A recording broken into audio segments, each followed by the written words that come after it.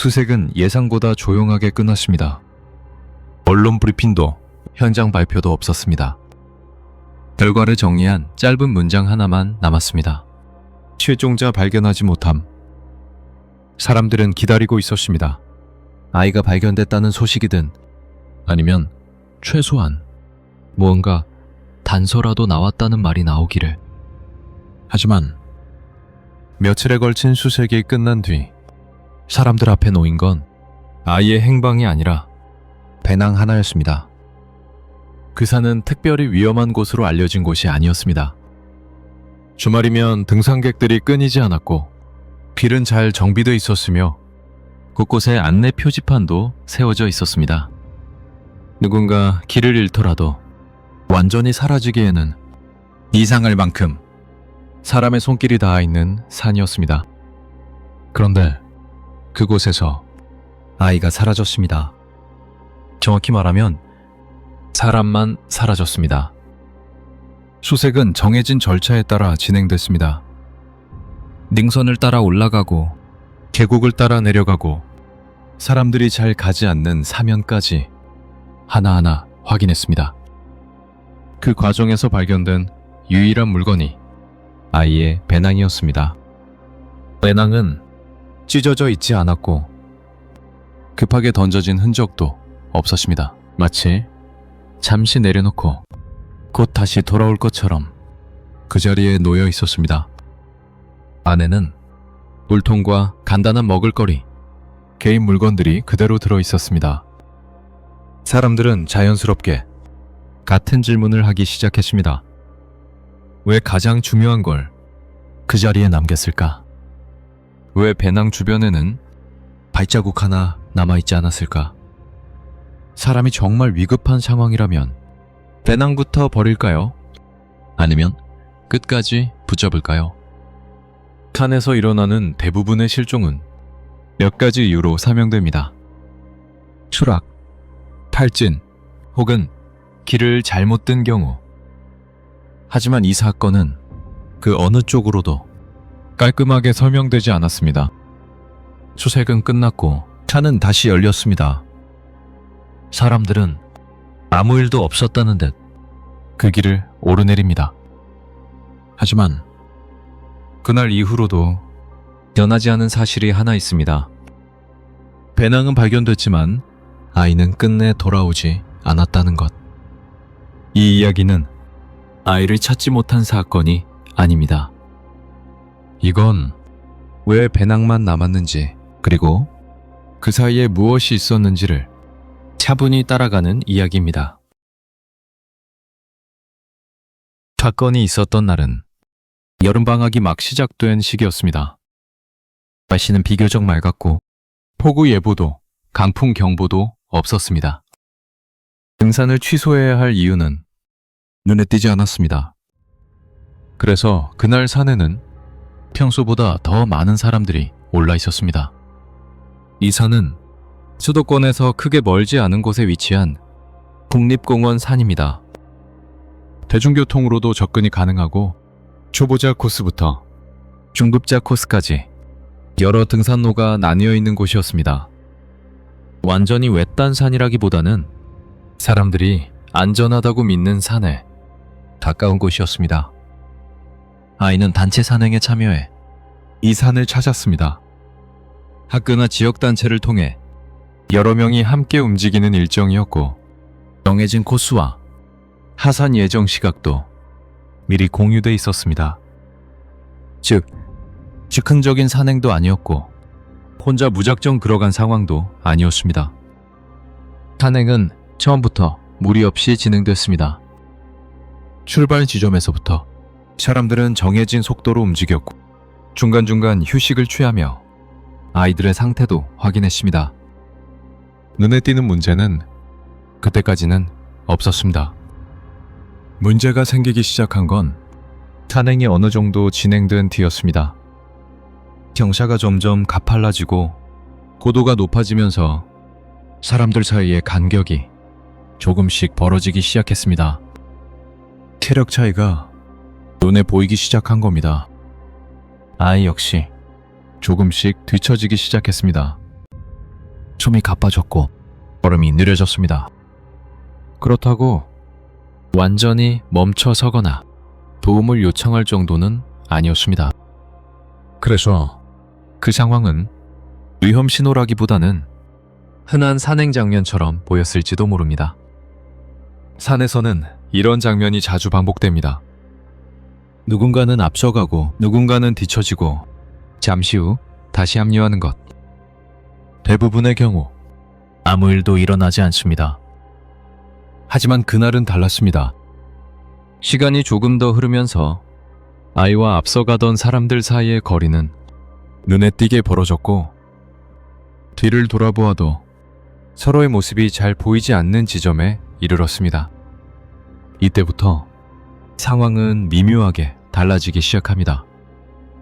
아이의 시야에서 사람들이 사라졌고 아이의 소리도 앞쪽으로 닿지 않는 거리. 산에서는 이 짧은 공백이 생각보다 크게 작용합니다.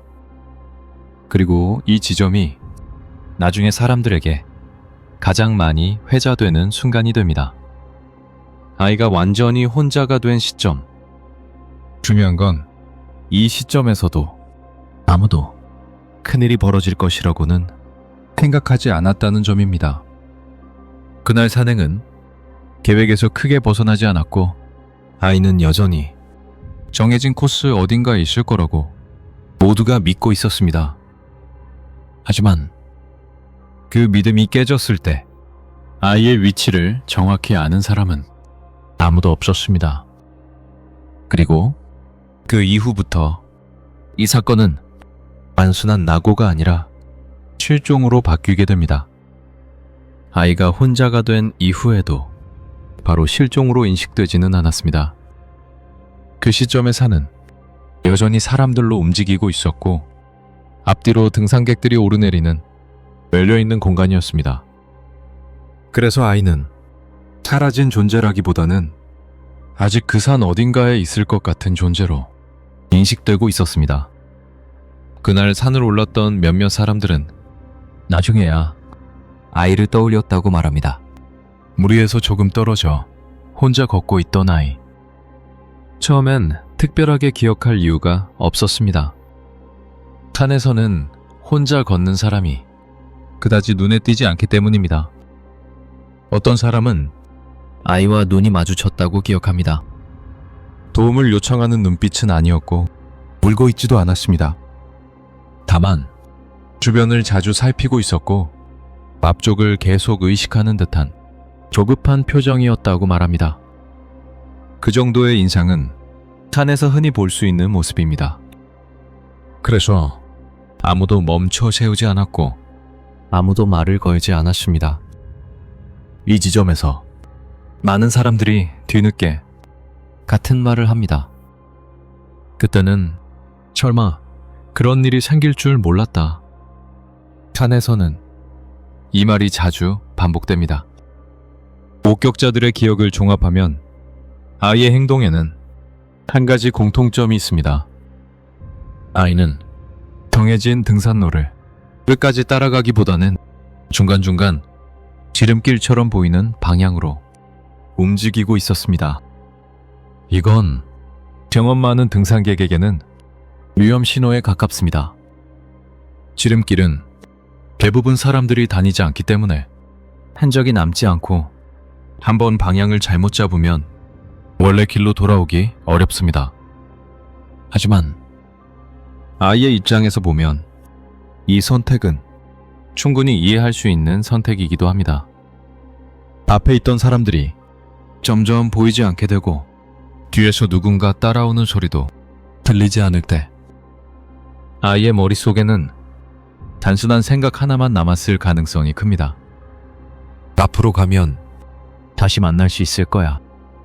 산에서는 이 순간이 사람을 가장 많이 길에서 벗어나게 만듭니다. 멈춰서 기다리는 것보다 앞으로 가는 것이 더 안전하다고 느껴지는 순간. 특히 어린 나이일수록 이 판단은 더 빠르게 내려집니다.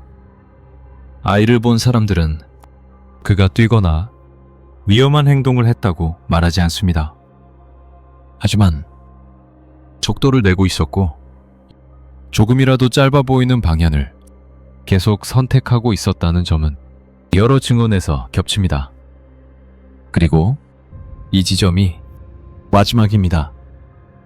그 이후로 아이를 봤다는 증언은 더 이상 나오지 않습니다. 앞에서 내려온 사람도 뒤에서 올라간 사람도 아이를 보지 못했다고 말합니다. 산에서는 이런 공백이 거의 생기지 않습니다. 조금 늦어질 수는 있어도 사람은 보통 어딘가에서 다시 나타납니다. 하지만 이 사건에서는 그 다시가 오지 않았습니다. 수색대가 주목한 것도 바로 이 부분이었습니다. 아이가 어디로 갔는지보다 어디서부터 보이지 않게 되었는지. 그 지점 이후로 아이의 움직임은 완전히 끊깁니다.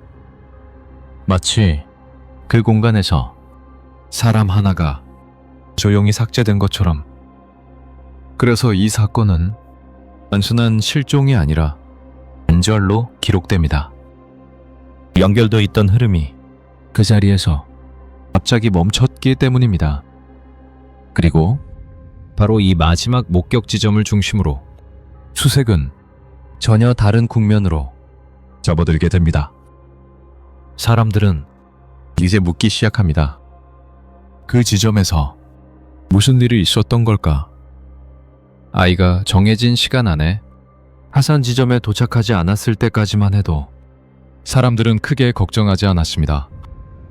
산에서는 예정 시각이 조금 늦어지는 일이 그리 드문 일이 아니기 때문입니다. 누군가는 사진을 찍느라 늦어졌을 거라고 했고, 누군가는 잠시 쉬고 있을 거라고 생각했습니다. 하지만 해가 기울기 시작하면서 분위기는 달라졌습니다. 연락이 닿지 않았고 아이를 봤다는 사람도 더 이상 나타나지 않았습니다. 그제야 수색 요청이 들어갔습니다. 초기 수색은 비교적 단순한 방식으로 시작됐습니다. 아이가 마지막으로 목격된 지점을 중심으로 등산로를 따라 내려오며 눈에 띄는 흔적이 있는지 확인하는 작업. 2단계에서 대부분의 실종자는 어느 정도 윤곽이 잡힙니다. 길을 잘못 들었는지, 어느 방향으로 내려왔는지, 혹은 위험 구간으로 들어갔는지. 하지만 이날은 달랐습니다. 등산로 위에는 아무것도 없었습니다. 신발 자국도, 넘어진 흔적도, 급하게 방향을 튼 표시도. 마치 그 지점 이후로 아이가 더 이상 길을 밟지 않은 것처럼 보였습니다. 수색 범위는 곧바로 넓어졌습니다. 능선 아래 사면, 계곡으로 이어지는 갈래, 사람들이 잘 내려가지 않는 이탈 구간까지. 구조대는 사람이 실수로라도 발을 들일 수 있는 모든 방향을 하나하나 짚기 시작했습니다. 이때부터 현장에 있던 사람들 사이에서 같은 말이 반복되기 시작합니다. 이상하다. 산에서의 수색은 경험이 쌓일수록 패턴이 보입니다. 사람은 대체로 아래로 내려오고 물이 있는 쪽으로 움직이며 길이 보이는 방향을 선택합니다. 그래서 수색도 그 흐름을 따라 진행됩니다. 하지만 이 사건에서는 그 흐름이 전혀 이어지지 않았습니다. 아이는 아래에서도 나오지 않았고 옆 능선에서도 발견되지 않았으며 계곡에서도 흔적이 없었습니다. 수색이 진행될수록 사람들의 표정이 바뀌기 시작합니다.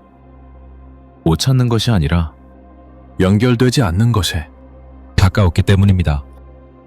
말이 밝자 수색은 더 본격화됩니다. 인원이 늘고 구역은 더 잘게 나뉘고 사람들은 일정 간격을 유지한 채 땅을 내려다보며 움직입니다. 이 과정에서 사람들이 가장 기대하는 건 아주 작은 흔적 하나입니다. 신발 밑장 자국, 부러진 풀, 떨어진 사탕 포장지. 그 작은 단서 하나가 사람의 이동 경로를 다시 이어주기 때문입니다. 하지만 그날은 그 시작점조차 나오지 않았습니다. 마지막 목격 지점 이후로 모든 것이 깨끗하게 비어 있었습니다. 이쯤 되면 누군가는 이런 말을 합니다. 혹시 처음부터 이쪽이 아닌 건 아닐까요? 하지만 곧 그 가능성도 부정됩니다. 아이는 분명 그 지점까지는 여러 사람에게 목격됐기 때문입니다. 그래서 수색대는 이상한 결론 앞에 서게 됩니다. 아이는 분명 그 자리에 있었는데 그 이후의 이동은 어디에도 남아있지 않다. 산이라는 공간에서 이건 매우 드문 경우입니다. 현장에 오래 있었던 구조대원일수록 말수가 줄어듭니다. 이건 익숙한 사고 유형이 아니라는 걸 그들도 느끼고 있었기 때문입니다. 누군가는 이렇게 아무것도 안 나오는 경우는 정말 드물다고 말합니다. 수색은 계속됐지만 방향을 잡기 어려워졌습니다. 앞으로 나아가야 할 길이 아니라 사방이 막힌 느낌. 그래서 사람들은 하나의 물건에 점점 집착하게 됩니다. 아이의 배낭. 아직 발견되지 않았지만 모두가 어딘가에 있을 것이라고 막연히 기대하고 있던 그 물건. 사람이 정말 위급해졌을 때 가장 마지막까지 붙잡고 있을 물건. 수색대는 결국 마지막 목격 지점 인근을 더 집요하게 살피기 시작합니다. 그리고 며칠 뒤 그 선택은 사건의 방향을 완전히 바꿔놓게 됩니다. 배낭이 발견된 건 수색이 시작된 지 며칠이 지난 뒤였습니다. 처음부터 계획된 지점이 아니라 수색대가 이상하다고 느꼈던 그 마지막 목격 지점 인근을 다시 더 집요하게 살피던 중이었습니다. 배낭은 등산로에서 조금 벗어난 곳에 있었습니다. 아주 깊은 곳도 아니었고 그렇다고 우연히 지나가다 쉽게 눈에 띌 자리도 아니었습니다. 의도적으로 조금만 방향을 틀면 도달할 수 있는 거리. 그래서 더 설명하기 어려웠습니다. 사람들이 가장 먼저 확인한 건 배낭의 상태였습니다. 찢어진 흔적은 없었고 날카로운 것에 긁힌 자국도 없었습니다. 동물이 끌고 간 흔적이나 급하게 버려진 흔적도 보이지 않았습니다. 배낭은 너무 멀쩡했습니다. 마치 누군가가 잠시 내려놓고 그 자리를 떠난 것처럼. 배낭 안에는 물통과 간단한 간식, 그리고 개인 소지품들이 그대로 들어있었습니다. 눈에 띄는 건 급히 꺼낸 흔적이 없다는 점이었습니다. 물도 남아있었고 먹을거리도 손대지 않은 상태였습니다. 이 장면에서 현장에 있던 사람들은 잠시 말을 잃습니다. 사람이 정말 위급한 상황에 몰리면 보통은 이 물건들부터 사용합니다. 물을 마시고 먹을 것을 꺼내고 배낭을 놓지 않으려 합니다. 하지만 이 배낭은 그런 흔적이 없었습니다. 그래서 사람들은 자연스럽게 같은 질문을 하게 됩니다. 왜 이걸 두고 갔을까? 산에서는 배낭을 내려놓는다는 행위 자체가 위험한 선택입니다. 배낭은 생존 장비이자 자신이 이 산에 있었다는 유일한 증거이기도 합니다. 그런데 아이의 배낭은 그 모든 의미를 스스로 부정하듯 그 자리에 놓여 있었습니다. 더 이상한 건 배낭 주변이었습니다. 조금만 이동했더라면 남아야 할 흔적들, 발자국, 풀의 눌림, 흙이 긁힌 자국.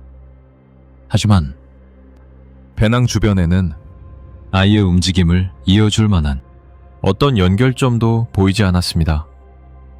마치 배낭만 남기고 사람이 사라진 것처럼. 수색대는 그 주변을 중심으로 다시 범위를 좁힙니다. 위쪽으로, 아래쪽으로, 좌우로. 혹시 배낭을 내려놓고 다시 움직였을 가능성을 하나씩 배제해 나갑니다. 하지만 아이는 나오지 않습니다. 이 시점부터 사건은 단순한 실종이 아니라 설명되지 않는 상황으로 기록되기 시작합니다. 왜냐하면 배낭이 발견됐다는 사실은 아이의 위치를 오히려 더 알 수 없게 만들었기 때문입니다. 만약 배낭이 발견되지 않았다면 사람들은 어딘가로 이동했을 것이라고 생각할 수 있었을 겁니다. 하지만 배낭이 남아있다는 건 아이가 그 지점까지는 분명히 왔다는 뜻이고 그 이후의 선택이 완전히 알 수 없게 됐다는 의미이기도 합니다. 현장에 있던 사람들 사이에서 조심스러운 말들이 오가기 시작합니다. 사고로 보기엔 너무 정리돼 있고 전환으로 보기엔 너무 조용하다. 수색은 더 치밀해졌지만 분위기는 오히려 무거워졌습니다. 사람들은 이제 아이를 찾는 동시에 이 상황을 어떻게 이해해야 할지 고민하고 있었습니다. 그리고 이 배낭은 이후의 모든 가설을 말라놓는 기준점이 됩니다. 추락설도, 탈진설도, 다른 가능성들도 모두 이 배낭 앞에서 다시 검토될 수밖에 없게 됩니다. 배낭이 발견된 이후 사람들은 비로소 가능한 모든 설명을 하나씩 꺼내놓기 시작합니다. 그리고 그 설명들은 하나같이 그럴듯해 보이지만 끝에 가서는 어딘가에서 멈춰섭니다. 가장 먼저 떠오른 건 사고였습니다. 미끄러짐, 추락, 혹은 발을 헛디뎌 사람이 접근하기 어려운 곳으로 떨어졌을 가능성. 탄에서는 가장 흔한 결론입니다. 하지만 이 설명은 배낭 앞에서 힘을 잃습니다. 사고였다면 배낭은 아이와 함께 움직였어야 합니다. 배낭을 맨 채 추락했거나 최소한 사고 지점 근처에서 발견됐어야 합니다. 그런데 배낭은 위험 구간도 아닌 곳에 멀쩡한 상태로 놓여 있었습니다. 다음으로 제기된 건 탈진이나 저체온이었습니다. 체력이 떨어져 움직일 수 없게 되었고 어딘가에 주저앉았을 가능성. 이 설명 역시 산에서는 드물지 않습니다. 하지만 이 경우에도 설명되지 않는 부분이 남습니다. 탈진 상태의 사람은 움직임이 줄어들 뿐 배낭을 내려놓고 다시 이동하지는 않습니다. 오히려 배낭에 의존합니다. 물을 마시고 먹을 것을 꺼내고 몸을 보호하려 합니다. 하지만 아이의 배낭에는 그런 흔적이 전혀 없었습니다. 그 다음으로 사람들은 길을 완전히 잘못 들었을 가능성을 떠올립니다. 정식 코스를 벗어나 엉뚱한 방향으로 내려가 수색 범위를 벗어났을 수도 있다는 생각. 이 역시 현실적인 가설입니다. 하지만 이 가설도 배낭을 설명하지 못합니다. 길을 잘못 들었다면 배낭은 끝까지 아이와 함께 움직였어야 합니다. 어딘가에서 아이의 이동 흔적이 이어졌어야 합니다. 그러나 배낭 이후로 모든 연결이 끊어져 있습니다. 일부에서는 범죄 가능성도 조심스럽게 제기합니다. 아이가 누군가를 만났고 도움을 받는다고 믿고 따라갔을 가능성. 이 경우 배낭을 내려놓았을 수도 있습니다. 하지만 이 역시 여러 문제를 안고 있습니다. 산이라는 공간에서 누군가가 아이를 데리고 사라졌다면 그 과정에서 무언가 흔적이 남기 마련입니다. 말소리, 움직임, 목격. 그러나 그런 정황은 끈에 나오지 않았습니다. 결국 모든 설명은 같은 지점에서 막히게 됩니다. 배낭만 남아있다는 사실. 이 물건 하나가 모든 가설을 완성 직전에서 멈춰 세웁니다. 그래서 사람들은 점점 다른 질문을 하기 시작합니다. 무슨 일이 있었나 보다. 언제까지 정상적이었나? 아이가 배낭을 내려놓던 순간 그때의 상태는 정말 정상적인 판단이었을까? 여기서 사람들의 시선은 다시 아이에게로 돌아갑니다. 체력은 어땠는지, 그날의 컨디션은 어땠는지, 혹시 판단을 흐릴 만한 요인이 있었던 건 아닌지. 사건을 오래 들여다본 사람들은 이 지점에서 같은 가능성을 떠올립니다. 갑작스러운 혼란, 공포, 불안 혹은 신체적인 이상. 사람이 순간적으로 합리적인 선택을 하지 못하게 되는 상태. 이 가능성은 모든 설명을 완성해주지는 않지만 한 가지 중요한 질문으로 이어집니다. 아이가 정상적인 판단을 할 수 없었다면 그 이후의 행동은 우리가 예상하는 산에서의 행동과 완전히 달라질 수 있습니다. 그리고 바로 그 지점에서 사건은 새로운 국면으로 들어갑니다. 배낭을 내려놓은 이유, 그 이후의 이동, 그리고 왜 아무 흔적도 남지 않았는지. 이제 이야기는 사고의 영역을 넘어 사람의 상태로 시선을 옮기게 됩니다. 사람이 산에서 예상 밖의 선택을 할 때 그 원인은 대부분 환경이 아니라 사람의 상태에서 시작됩니다.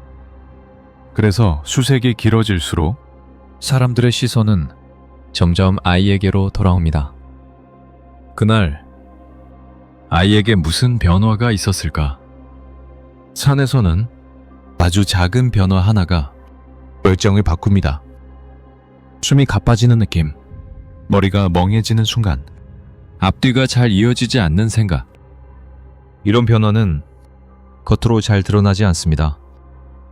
특히 아이처럼 말로 표현하는데 익숙하지 않은 경우에는 더 그렇습니다. 아이의 산행 경험은 그리 많지 않았습니다. 평소 운동을 했더라도 고도가 올라가면 몸은 다르게 반응합니다. 고산이 아니더라도 산에서는 산소 농도, 기압, 체력 소모가 동시에 작용합니다. 그 결과 어른도 판단이 흐려질 수 있습니다. 이런 상태에서 사람은 가장 단순한 목표에 집착하게 됩니다. 앞으로 가야 한다. 사람을 다시 만나야 한다. 그리고 그 목표가 모든 판단을 집어삼킵니다. 아이의 행동을 떠올려 보면 이 흐름은 꽤 자연스럽게 이어집니다. 앞사람이 보이지 않자 촉도를 냅니다. 길을 벗어나서라도 앞으로 가려고 합니다. 멈춰서 기다리는 선택은 머릿속에서 점점 사라집니다. 이때 사람의 감각은 정상적이지 않습니다. 거리 감각이 흐려지고 방향에 대한 확신이 생기며 이쪽이 맞다는 근거 없는 믿음이 생깁니다. 산에서는 이 상태가 가장 위험합니다. 그리고 이 시점에서 배낭이라는 존재가 다르게 인식되기 시작합니다. 원래 배낭은 생존 수단입니다. 하지만 혼란 상태에 들어가면 배낭은 짐이 됩니다. 무겁고 움직임을 방해하는 존재. 실제 산악사고 기록을 보면 극도의 피로와 혼란 상태에서 배낭을 내려놓는 사례가 아주 없지는 않습니다. 합리적인 선택이 아니라 순간적인 해방감에 가까운 행동입니다. 잠깐만 가볍게 움직이면 다시 돌아올 수 있을 것 같은 착각. 배낭을 내려놓는 순간 사람은 이상할 정도로 안도감을 느끼기도 합니다. 그 안도감이 다시 배낭으로 돌아와야 한다는 생각을 지워버립니다. 그리고 그 순간부터 사람의 이동은 완전히 다른 방향으로 흘러가기 시작합니다. 문제는 이 상태가 오래 지속되지 않는다는 점입니다. 혼란은 더 깊어지거나 혹은 완전히 무너집니다. 방향 감각은 더 흐려지고 몸은 더 빨리 지칩니다. 그리고 이때부터는 아이의 행동을 일반적인 산행 패턴으로 설명하기가 거의 불가능해집니다. 사람들은 종종 묻습니다. 그럼 왜 소리를 지르지 않았을까? 왜 도움을 요청하지 않았을까? 하지만 극도의 혼란 상태에서는 이런 행동조차 떠오르지 않을 수 있습니다. 사람의 머릿속에는 이미 도움이라는 개념보다 이동만 남아있기 때문입니다. 이 지점에서 사건은 조용히 갈라집니다. 아이는 배낭이 있던 장소에서 어디로든 움직일 수 있었습니다. 위로, 아래로, 혹은 사람들이 거의 가지 않는 방향으로.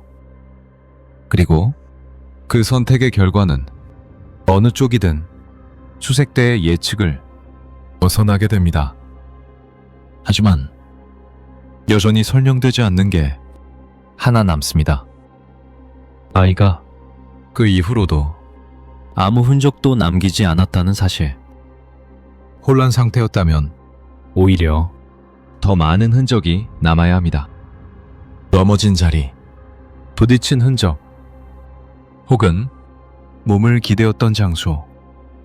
그런데 그 모든 게 끝내 발견되지 않았습니다. 그래서 사람들은 이제 마지막 가능성으로 시선을 돌립니다. 아이의 이동이 수색의 범위를 완전히 벗어났을 가능성. 즉, 그 산 안이 아니라 산 밖으로 이어졌을지도 모른다는 가정입니다. 배낭이 남아있고 그 이후의 흔적이 완전히 끊겼을 때 수색대가 마지막으로 검토한 가능성은 아이가 산을 벗어났을지도 모른다는 가정이었습니다. 즉, 산 안에서 사고를 당한 게 아니라 산을 넘어 전혀 다른 방향으로 이동했을 가능성입니다. 이 가정은 처음에는 크게 주목받지 못했습니다. 아이 혼자 배낭도 없이 산을 빠져나간다는 건 현실적으로 쉽지 않아 보였기 때문입니다. 하지만 수색이 길어질수록 이 가능성은 점점 무시하기 어려워집니다. 산의 지형은 지도에서 보는 것보다 훨씬 복잡합니다. 등산로는 분명히 존재하지만 사람이 실수로 발을 들일 수 있는 갈래와 사면, 짐승이 다니는 길들이 수없이 얽혀 있습니다. 특히 아래로 이어지는 방향은 사람을 끌어당깁니다. 내려가면 언젠가는 마을이나 도로가 나올 것 같다는 막연한 기대 때문입니다. 실제로 탄악 실종 사례를 보면 의외로 많은 사람들이 정식 하산로가 아닌 방향으로 산을 벗어납니다. 문제는 그 이후입니다. 산을 벗어났다는 건 곧 수색의 기준점이 완전히 무너진다는 뜻입니다. 수색대는 마지막 목격 지점과 그 주변을 중심으로 원형처럼 범위를 넓혀갑니다.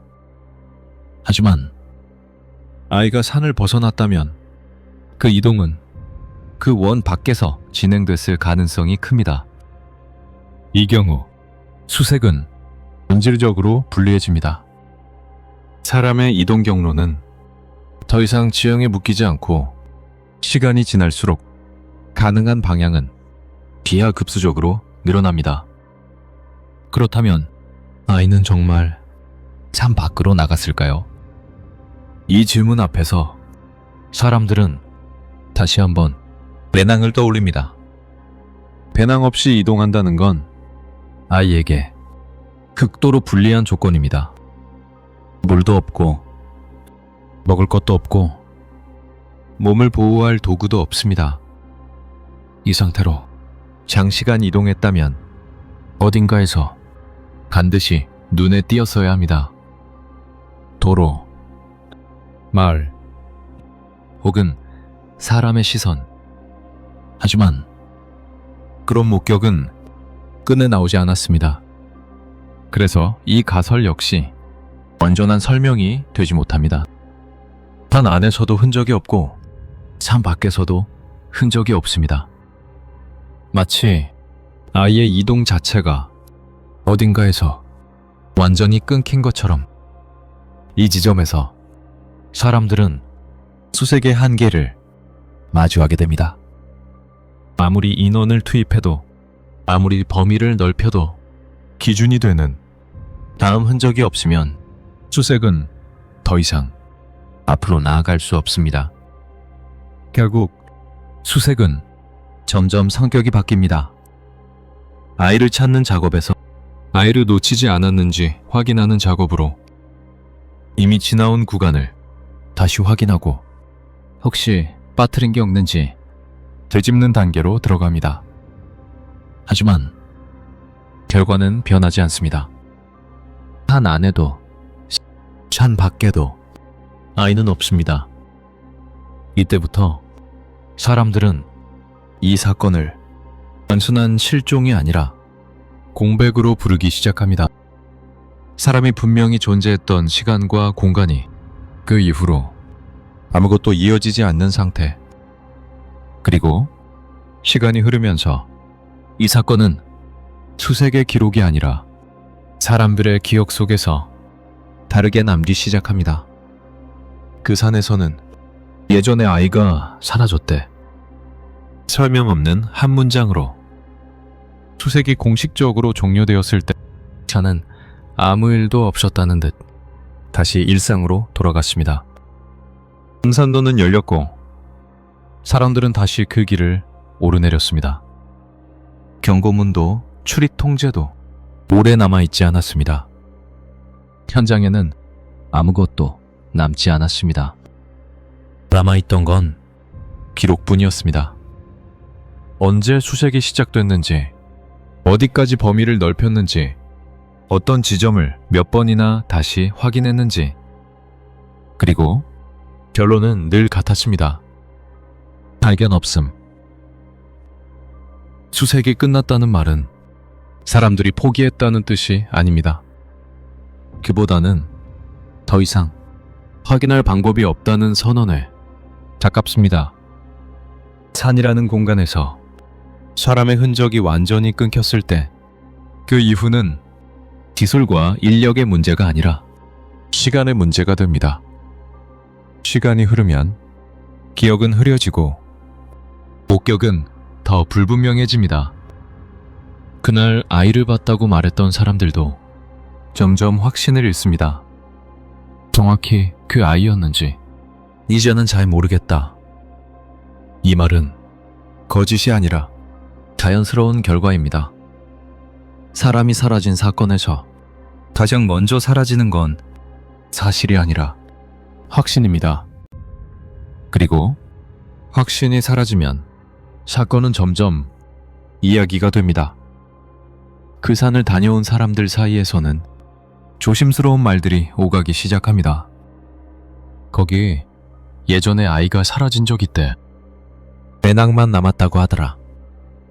하지만 그 말들은 구체적인 설명 없이 늘 비슷한 형태로만 전해집니다.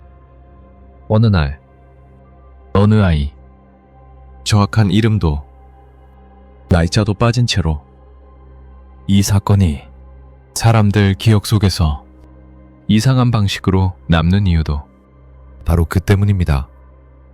너무 많은 것을 알고 있지 않아서 오히려 상상할 여지가 남아있기 때문입니다. 수색 기록을 들여다본 사람들은 공통된 지점을 발견합니다. 이 사건에는 외전적인 장면이 없습니다. 외벽에서 떨어지는 순간도 없고 기명을 들었다는 증언도 없고 마지막 통화도 없습니다. 사건을 끝내는 명확한 한 장면이 없습니다. 대신 남아있는 건 조용한 단절입니다. 사람이 분명히 존재했던 공간에서 그 다음 순간이 이어지지 않는 상태. 그래서 이 사건은 시간이 지나도 정리되지 않습니다. 누군가는 말합니다. 결국 사고였을 거다. 어디선가 발견되지 않았을 뿐이다. 그 말이 틀렸다고 말할 수는 없습니다. 하지만 그 말로도 외낭이 놓여있던 장면은 설명되지 않습니다. 외낭은 여전히 그 자리에 있었습니다. 사람이 있었음을 증명하는 물건이지만 사람의 행방은 전혀 알려주지 않는 물건. 그래서 배낭은 관설하기보다 질문에 가까웠습니다. 시간이 지나면서 이 사건은 공식 기록에서는 조용히 멀어졌습니다. 하지만 사람들의 마음속에서는 완전히 사라지지 않았습니다.